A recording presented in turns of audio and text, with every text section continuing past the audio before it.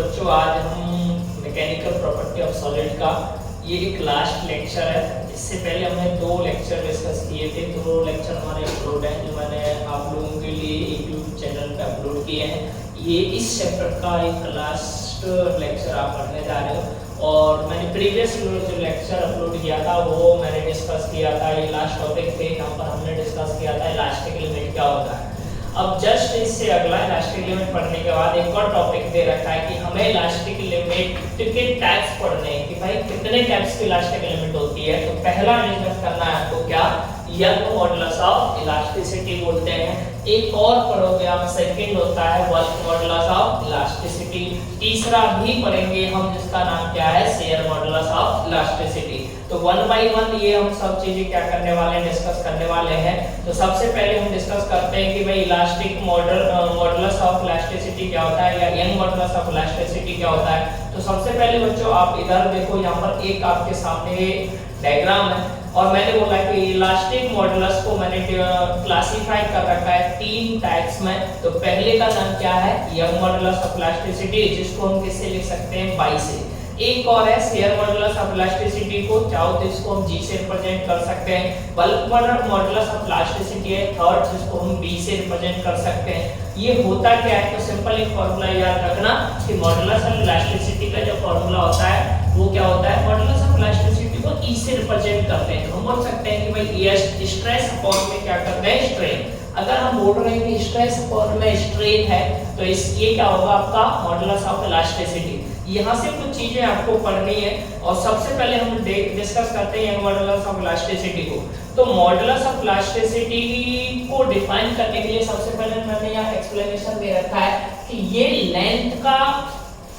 Length जो होती है ना, तो ये आप बोल सकते हो कि it is the modulus of elasticity, इसकी लेंथ की। या मैं दूसरे टर्म में इसको बोलना चाहूँ तो मैं बोल सकता हूँ कि अगर मैं रेशियो कैलकुलेट कर दूं, रेशियो निकाल लें हम, और किसका रेशियो किसके साथ निकालना, तो ये याद रखना लॉन्गिट्यूडिनल स्ट्रेस का रेशियो निकाल लो किसके साथ, लॉन्गिट्यूडिनल स्ट्रेन के साथ। मतलब लॉन्गिट्यूडिनल स्ट्रेस को डिवाइड कर दो लॉन्गिट्यूडिनल स्ट्रेन के साथ, तो आपको क्या मिल जाएगा, यंग मॉडुलस। और यंग मॉडुलस का ये फॉर्मूला आपके सामने। अब सारे बच्चे सबको पता है कि मैंने पिछली क्लास जो अपलोड की थी उसमें मैंने बताया वही था कि भाई लॉन्गिट्यूडिनल स्ट्रेस क्या होता है। सभी बच्चे याद रखना लॉन्गिट्यूडिनल स्ट्रेस को बोलते हैं फोर्स अपॉन एरिया, और लॉन्गिट्यूडिनल जो स्ट्रेन होता है इसको बोलते हैं हम ratio of change in length upon में ओरिजिनल लेंथ। अब L को इस साइड में दोगे तो ये बन जाएगा F into L, हाँ है ना, और नीचे रह जाएगा आपका एरिया और साथ में रह जाएगा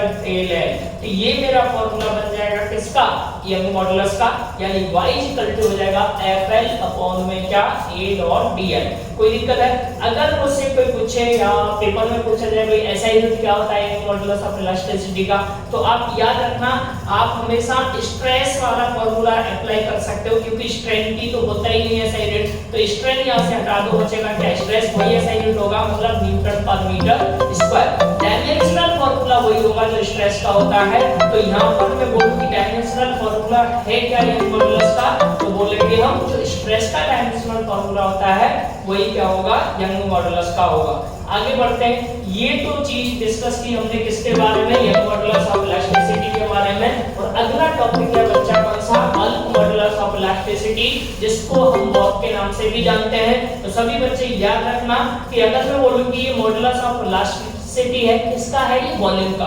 तो अगर वॉल्यूमेट्रिक स्ट्रेस का रेशियो निकाल दो वॉल्यूमेट्रिक स्ट्रेन के साथ, तो आपको जो नंबर मिलेगा उसको बोलेंगे हम बल्क मॉडुलस ऑफ इलास्टिसिटी। तो मैं बोल सकता हूं फॉर्मूला हो जाएगा बल्क मॉडुलस ऑफ इलास्टिसिटी का क्या, वॉल्यूमेट्रिक स्ट्रेस फॉर में वॉल्यूमेट्रिक स्ट्रेन। अब यहाँ पर देखो वॉल्यूमेट्रिक स्ट्रेस क्या होगा, तो जनरली जो अभी सेम ही होगा फोर्स अपॉन एरिया, और अभी वॉल्यूमेट्रिक स्ट्रेन क्या हो जाएगा, तो मैं बोलूंगा चेंज इन वॉल्यूम अपॉन में ओरिजिनल वॉल्यूम। तो इस v को ऊपर कर देंगे तो हमारे पास फॉर्मूला बनेगा FV अपॉन में AdV।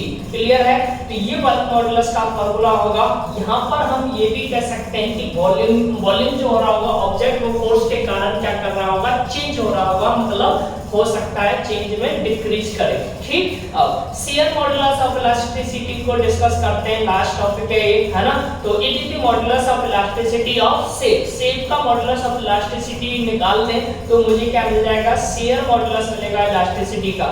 और इस वाले टॉपिक में असाइनमेंट वही रहेगा जो सेम ही स्ट्रेस की है, जो थोड़ा यल मॉडुलस की डिस्कस किया था। अब देखो आगे वॉल्यूमेट्रिक, जैसे हमने बोला शियर मॉडुलस ऑफ इलास्टिसिटी क्या है, तो शियर स्ट्रेस अपॉन में शियर स्ट्रेन। तो फॉर्मूला फिर से वही F अपॉन A अपॉन में डायमेंशन डेल x अपॉन में x। तो अगर ईटा से रिप्रेजेंट करते हैं शेयर मॉडुलस ऑफ इलास्टिसिटी को, तो ईटा इक्वल टू क्या बन जाएगा, Fx अपॉन में A डॉट dx। अब यहाँ पर सभी बच्चे याद रखना कि ये डायग्राम बनाया था हमने पिछली क्लास में, शायद आपको ट्रायंगल शेप अगर याद हो, जैसे ये निकाला था डेल x, ये मान लो x, यहाँ पर थीटा मान लो, तो अगर मैं थीटा निकालने जाऊंगा तो थीटा क्या हो जाएगा, परपेंडिकुलर अपॉन बेस, और ये परपेंडिकुलर है और ये क्या किसका काम करेगा, बेस का, तो मैं बोल सकता हूँ डेल x अपॉन में x। तो वो चीज मैं यहाँ पर यूटिलाइज करूंगा शेयर, है ना, शेयर मॉडुलस ऑफ इलास्टिसिटी के लिए। तो देखो हमने यहाँ पर डेल x अपॉन में क्या लिखा है, tan थीटा। अगर आप चाहो तो इसको रिवर्स कर सकते हैं। तो अब यहाँ पर ये चीजें यहाँ डिवाइड में थी, तो मैं इसकी जगह पर क्या कर सकता हूँ, tan थीटा, यानी ईटा इक्वल टू हो जाएगा f अपॉन में a tan थीटा।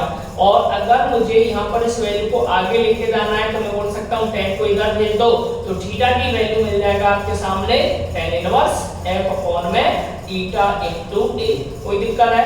ये था आपका क्या, मॉडुलस इलास्टिसिटी ऑफ, है ना, शेयर मॉडुलस या शेयर मॉडुलस ऑफ इलास्टिसिटी भी बोल सकते हैं। इसके बाद देखो एक करंट पेपर में पूछा जाता है क्लास 11th में, इस चैप्टर से मोस्ट इंपोर्टेंट टॉपिक्स है, इस पे क्वेश्चन पूछे जाते हैं, शॉर्ट टाइप क्वेश्चन भी, मतलब very short type answer question पूछे जाएंगे, 1 मार्क्स के भी हो सकते हैं, या एक इस तरह का ग्राफ दे देगा तो मैक्सिमम मार्क्स में इस क्वेश्चन को पूछ सकता है। और जितने पॉइंट आपको नजर आ रहे हैं इनके नाम आपसे पूछ सकता है, बताओ इन पॉइंट्स के नाम क्या है। तो इस ग्राफ को बड़े अच्छे से आप देखो, इस साइड मैंने स्ट्रेन को रिप्रेजेंट किया है, मतलब जो हॉरिजॉन्टल लाइन है उधर हमने किसको बोला है, स्ट्रेन को रिप्रेजेंट किया, और ये वर्टिकल लाइन है इसकी जगह पर मैंने इसको मतलब किससे रिप्रेजेंट किया है, स्ट्रेस से। क्लियर? अब यहाँ पर देखो ये पॉइंट पहचानो O से A, ये एक स्ट्रेट लाइन है ओरिजिन से, तो ये हमेशा यूनिफॉर्म रिप्रेजेंट करता है। तो अगर मैं बोलूं कि यहाँ से यहाँ तक का ग्राफ आपसे पूछ रहा है क्या है,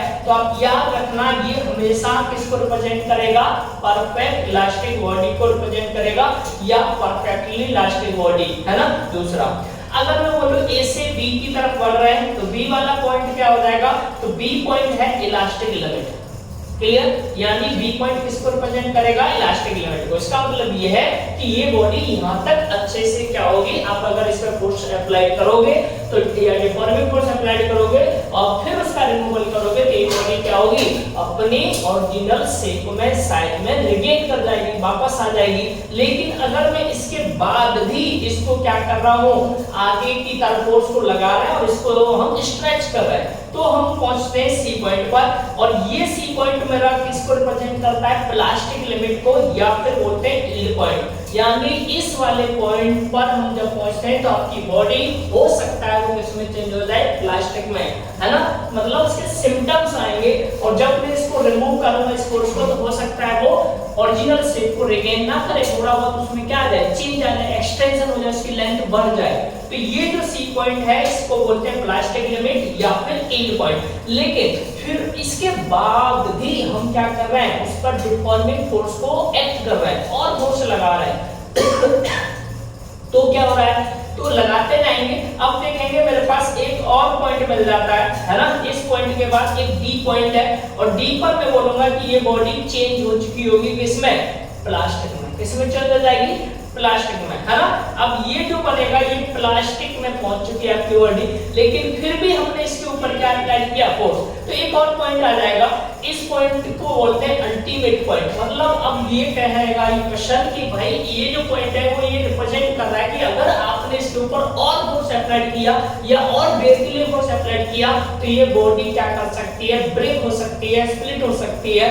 तो अगर मैं इस ई पॉइंट का नाम बोलूंगा तो क्या हो जाएगा, अल्टीमेट। मतलब आपको एक वार्निंग दे दी, अब और ज्यादा फोर्स इस पर अप्लाई ना करें या ज्यादा देर के लिए फोर्स आप अप्लाई ना करें, ठीक। लेकिन फिर भी हमने फोर्स अप्लाई किया तो फिर एक लास्ट पॉइंट आ जाता है जिसको बोलते हैं फ्रैक्चर पॉइंट। और हाँ, इस पॉइंट पर आपकी बॉडी क्या हो जाएगी, क्रैक हो जाएगी, ब्रेक हो जाएगी। तो इस वजह से इसको फ्रैक्चर पॉइंट के नाम से जानते हैं। तो ये कुछ पॉइंट्स है जो मैंने डिस्कस किए। ये पॉइंट्स के नाम आपसे पूछ सकता है, तो आपको नाम भी बताना है। और अगर ये मैक्सिमम मार्क्स में पूछा जाए तो उन पॉइंट्स को आप क्या करोगे, एक्सप्लेन भी कर दो भाई। ओ से ए क्या है, बी क्या है जो मैंने अभी बोला, सी क्या है, डी पॉइंट क्या है, डी से ई क्या बोलते हैं, ई से एफ क्या है, और एफ और ई को अलग-अलग एक्सप्लेन आप कर दो। तो ये मैक्सिमम मार्क्स का क्वेश्चन भी होगा। और मैंने यहाँ पर ये एक्सप्लेनेशन दे रखा है, एक बार इसको पढ़ लेना, आपको समझ में आ जाएगा। इससे अगला टॉपिक है आपका इलास्टिक पोटेंशियल एनर्जी।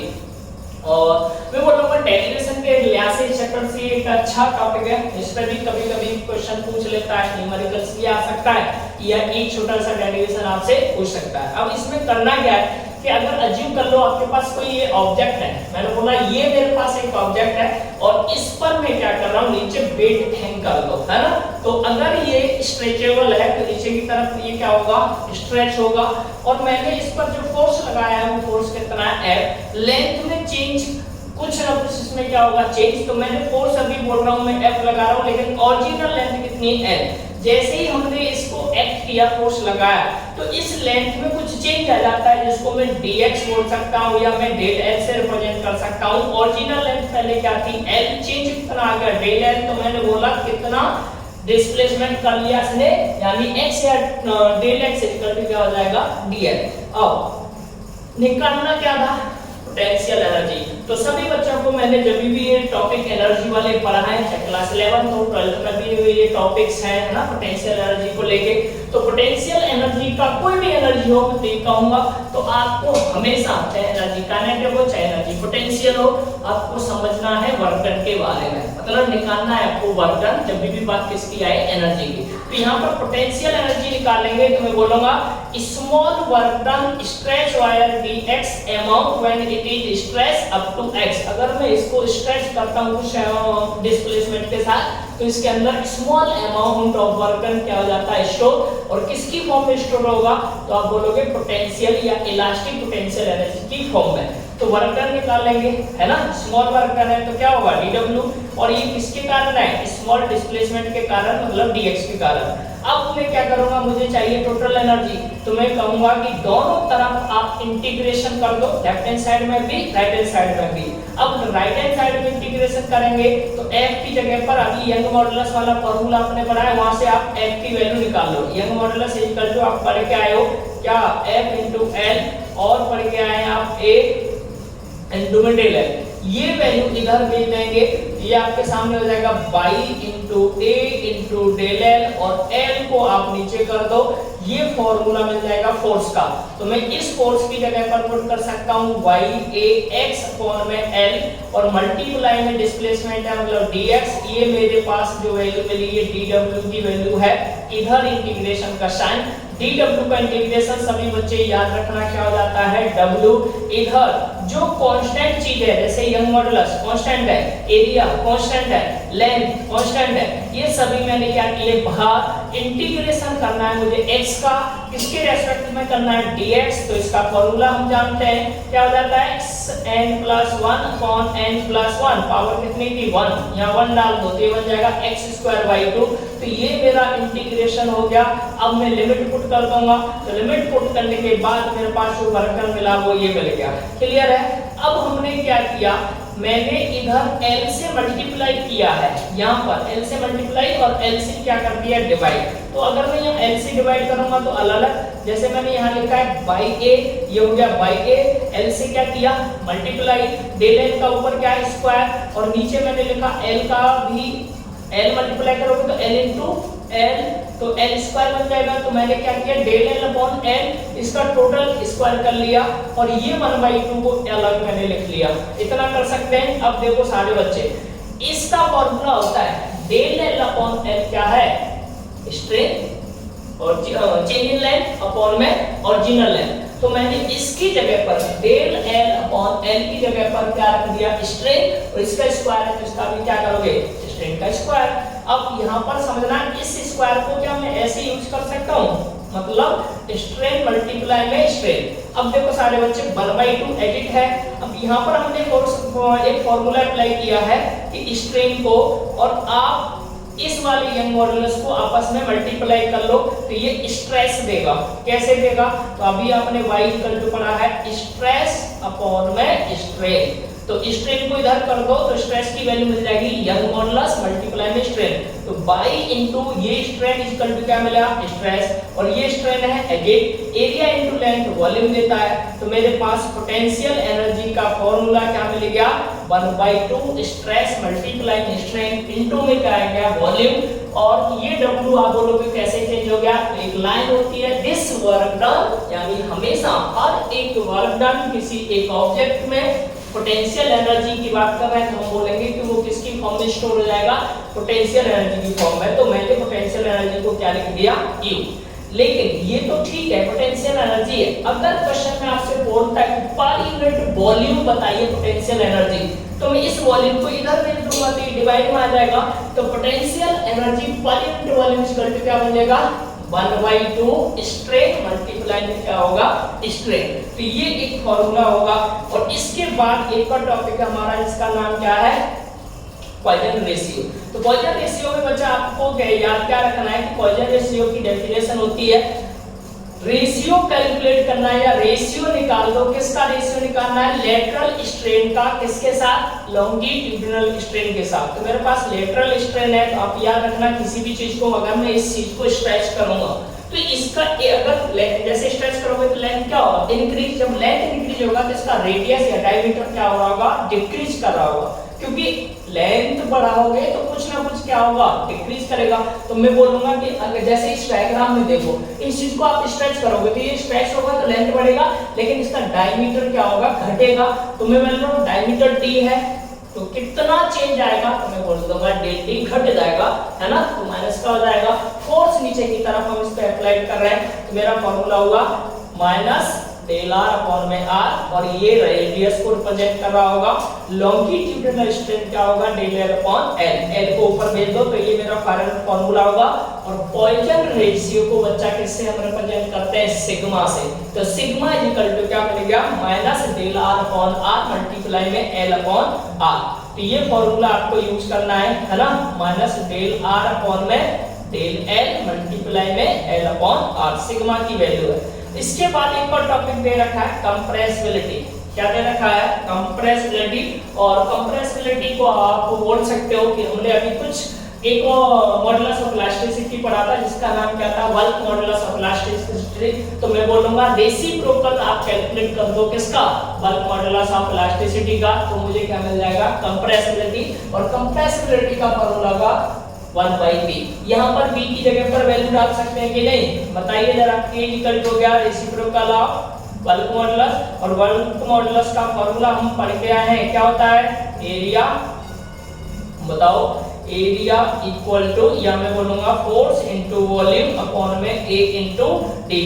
ये वैल्यू ऊपर से भी कर दो तो बन जाएगा a इनटू में डेल v अपॉन में क्या बनेगा? fv। और ये कंप्रेसिबिलिटी की वैल्यू होगी जो यहाँ मैंने क्या कर रखा है? लिख रखा है। इसके बाद आपको पढ़ना है चैप्टर में कि भाई एप्लीकेशन।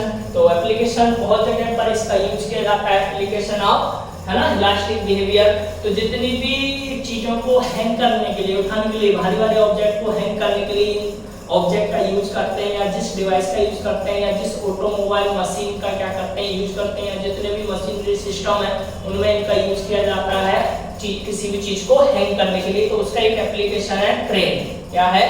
क्रेन। क्रेन में भी यही सिस्टम क्या करता है? वर्क करता है। और यहाँ पर हम बहुत सारी चीजें क्या कर सकते हैं? निकाल सकते हैं, ठीक है। और किस तरह से निकालते हैं? एरिया क्रॉस सेक्शन पर ये चीजें लाई करते हैं, ये आपको याद रखना।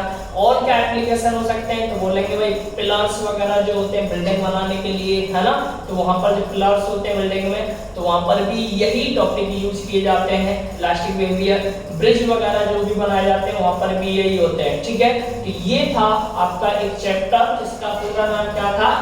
आपका मैकेनिकल प्रॉपर्टी ऑफ सॉलिड। तो इसके ये चैप्टर 3 लेक्चर में रिकॉर्ड है, तो 3 लेक्चर है इसके। ये वाला जो लेक्चर था ये लास्ट, अगली क्लास जब होगी तो इस क्लास में क्या होगा, इसके जितने भी चैप्टर के मोस्ट इंपोर्टेंट क्वेश्चन होंगे वो मैं वन बाय वन डिस्कस करूंगा, कुछ का सॉल्यूशन भी मैं आपको कराऊंगा और मैं बताऊंगा थ्योरेटिकल क्वेश्चन क्या आ सकता है या जितने भी न्यूमेरिकल टाइप क्वेश्चन है तो किस किस पे आपसे पूछे जा सकते हैं, तो उसको आप अच्छे से क्या करना है, सॉल्व करना है। आज के लिए इतना ही है ना, नेक्स्ट